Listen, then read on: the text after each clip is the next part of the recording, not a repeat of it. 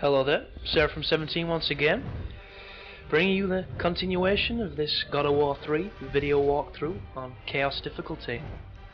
And right now, we're flying, or falling, depending on your definition, because it doesn't look like we've got the wings of Icarus in this section.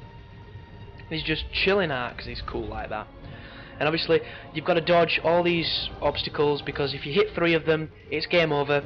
And hitting 3 is very, very easy to do, so the best thing I can advise you to do is watch what I do, go where I go, and if you see me make a mistake, try to avoid it. And you're going to notice I stay as close to the chain as I can, because the further you get away from it, the more trouble I've tended to be in. And as soon as this bit ends, we're going to get thrown into probably the second most challenging fight of the game, so, you know, steel your resolve and cross those fingers, because this shit's getting hard now. But yeah, just keep on sticking to the chain. Just, you know, hopefully your reflexes are quick enough to get past that, because it's not the fastest of sections. It's just when it gets into it thick and fast, it's kind of like, oh, there I go, I got tagged again. And that's the worst thing about these sections. If you get hit, there's nothing you can do about getting hit that second time, because you don't have enough time to recover thanks to the long animation of Kratos picking his beard. But as soon as you get to the little whiteout, that means that's the end of the section, and you're going to land in familiar territory where the judges are. And this is where we did the trials at the start of the game, but now there is this Cerberus. And this Cerberus is a bastard, and what he does is he fires the pups at you, and these pups are useful because you can kick them back at him, but they also kamikaze.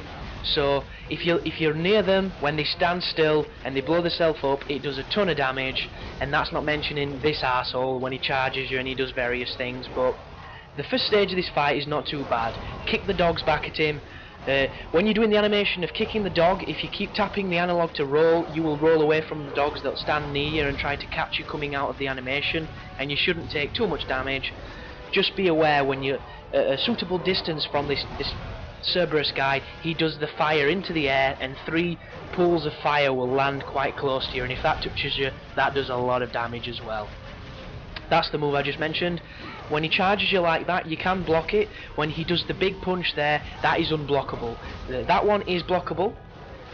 And the best thing to do here is use your bow, kick the dogs. If he gets close, block him, counter him, do your combos, your square triangles as quick as you can, but just keep as far away from him as need be, basically, because it gives you more time to recover and it gives you more time to react. And this is the first stage of the fight, and this is a 3-stage fight, because obviously we have to kill every head on the Cerberus. And that's why this becomes difficult, because when we rip his head off, a Satyr's gonna spawn. And I had trouble fighting 2 Satyrs at the same time, let alone fighting a Cerberus while one of those wankers is walking about. And the basic gist of this section is attacking when you can the Cerberus, and evading the Satyr when you can, because if you ignore him, he generally just walks about, but he will attack you, and if you don't get away from it, it'll hurt like a bitch. So stay as far away from him as you can and focus on the Cerberus. Just keep hitting him, keep being patient, don't get too excited, keep your block up when that Satyr's near you, and just keep dashing away as quickly as you can. I have full magic because I didn't use it in the first phase, and I would advise you not to use it either. On this phase though, if you start to panic and you start to get in a bad situation, I would definitely say use a magic, but don't use it all, because you're going to need it for the 3rd stage to try and knacker him. You'll also notice I've got the Rage of the Spartans almost stored complete, and I'm going to use that towards the end of this fight. And what you can actually do, if you do the first phase without using any magic, you can do the second phase by using nothing but magic, and you'll knacker him down. And then the 3rd phase you can do by going into Rage of Sparta and just beating him up like that. The only problem with that strategy is you'll then have the 2 Satyrs to fight, and they can so easily kill you, it's unbelievable. So the strategy that I'm actually using is going to be enable me to kill both the Satyrs and the Cerberus. And right now, the reason I'm ignoring that Satyr is because if you kill him, on the next phase of the fight, you'll fight 2 at the same time while you fight the Cerberus. If you can keep him alive, you'll only fight 2 on this section. So once you do this, another Satyr will spawn, And now it's the Cerberus and the two Satyrs, and this is when this gets hard, because I don't have a lot of life. There's a ton of Satyrs all around me that can kill me in pretty much one hit. The Cerberus can pretty much kill me in one hit, and I'm now out of magic, so look at that bastard. He's stalking me, he's swinging, the Cerberus is coming, I block, I counter, I try and get out of there, and there's nothing I can do, so straight into Rage of Sparta. Knock the tits off of everything you can. Try and obviously focus on the Cerberus, because it will really help you if you can kill him. But this looks pretty dire. Anyhow, I grab him, I execute the Cerberus, and now there's the two Satyrs. And because one of them has been damaged from the previous rounds, I know that one of them has to be injured. It's just finding which one it is. So right now, I have no life, I have no magic, I have no Rage of Sparta. And the best thing to do is keep as much distance as you can and try and hit them with the bow. It doesn't do a ton of damage, but everything is going to help on this fight. And just never ever underestimate this enemy. They are so fast and they have such a good range. They will kill you without a second thought. And just pray one of them gets a circle above his head. And that's pretty much what I'm doing now. I'm waiting it out, I'm biding my time. I'm hoping this bow's going to tell me which one is the weaker. And as soon as you see the circle, execute. A good strategy for this moment, which I didn't know, like I mentioned in the past video, is if you've got the Nemesis whip, if you press triangle, you'll knock these bastards into the air, and then you can just keep air grabbing them, or just juggling them. It's just when there's two of them and you have life as low as me, I wouldn't advise doing it, because you're probably going to get caught. So as you can see, this is not the best strategy for doing this section probably. I could have used my magic a little better, I could have maybe used the Rage of Sparta a little better, but this will work, and this is the way I did it. And because he's off camera, I try and grab this guy, and luckily enough I managed to do it, and now it's just 1v1, I know I can grab him. And as soon as there's one left, this fight becomes easy, but don't underestimate them, because they can get an attack in when they're dashing away like that, and it will kill you. You just have to be lucky. And once you've killed both of the Satyrs, this fight is over, and you have beaten the game now, basically, because there are no fights that are harder than this and the one we've just done. The game just doesn't have anything left that is even remotely on the scale of difficulty of what these two fights are. So use the well-deserved save point, and then just progress onwards here. And what's going to happen now is, because we've got the Nemean Cestus, we can now destroy the chain. We can now destroy the onks on the train that the three judges are using to keep balance, the chain of balance. And you'll notice I run all the way over here and I jump across the gap, and magically the red orb chests have respawned from last time, which is awesome because it means I can get some experience, and I can also increase whatever's not increased. Oh no, everything's increased, so it gives me orbs apparently. Although it doesn't look like I've got all the Minotaur horns. Interesting. But I'm not going to complain, because orbs are good.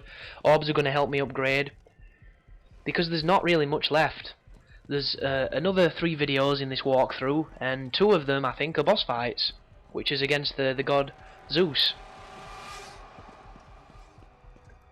The next video is going to be you with Pandora, and it's pretty short and there's not that many fights. So once you've explored this area, when you step on that, it lifts the chain up and you can see the onks. So run over to the onks, beat it up. The only problem with this section is it's actually timed, so you have to do this a few times, which is just silly if you ask me. But you know, game mechanics will be game mechanics. They put them in to elongate the games and to diversify the playing experience. And sometimes they're not always as good as you think. But I tell a lie, I'm not doing this part right. What am I on about? You've got to do something first so that the judges don't put the chain back down. And what you have to do is you have to go through that portal over there, sorry, my bad. And you have to destroy the onks on the back of their heads. So yeah, don't mess about with that pressure plate like I was just doing. That's just me being a retard and forgetting that I'm a retard. Yeah, you're supposed to come through here, and then once you're up here you can see the onks to my left. Once you destroy that one and then you go around the other side and destroy the others, you'll then be able to smash the chain. So got lost for a little minute there, but that's just because of it's been a while since I recorded this guide, so I do apologise about that. So let's have a look. As soon as you destroy that, you're going to see a couple of sirens and a couple of the pups. So kick the pups at the sirens if you can. Be careful of the sirens because they're bitches and they will stun you, that's what they do. And just remember to be careful because this enemy combination is a pretty frustrating one and you can get killed really quickly if you're not careful. Also, you can use the strategy of bouncing the sirens into the ground or throwing them into the ground and just spamming the air throw. If you want to do that and stay safe, that's two options you can try. And when the sirens go glowy like that, it means they're pissed off. If they go completely blue, you have to use the head of Helios to attack them, or she'll just not be able to hit them, so always be aware of that. And just, you know, do your thing. You'll notice I'm going to start using the air throws on these sirens on this section because of the dogs who grab you when you're trying to do things, and I don't want to accidentally grab the dogs. That's the easiest way to make sure you can focus on the sirens. So take your time, kill them any way you want to. Be careful when she goes into the air because it means she's going to try and stun you, but you can just jump up and grab her. She's easy prey when she's up there. And I'm not going to mess about doing the circle, I'm just going to punch the bitch in the face and kill her. Just like Ivan Drago did to Apollo Creed. And once you've done that, you have to go all the way around the other side of this platform. We've done this journey before, but now we get to find the treasure chests that I mentioned in the videos when we first turned around here. Because the glowing and the glittering now makes perfect sense to the person playing, and you can now collect all the goodies. And if anybody has watched this guide from start to finish, you'll also know where one of these more off the beaten path Onks statues is, because I go there thinking it's a secret and it's actually the way to go. So you'll have no problems with this section if you've watched my videos. Just be careful of these undead legionnaires because they do have gold armor and shields, which means they're about as upgraded as it gets. And they're quick with them lancers, and as you can see right now I have barely no life, so I either have to kill or be killed. I am on the board. I have to be full on in Jedi mode, or else I'm going to get my dick kicked. But luckily enough, they're not the most challenging of fights, the undead legionnaires, and you can block everything they do. And the only reason that makes them even remotely challenging is that goddamn shield, which I hate.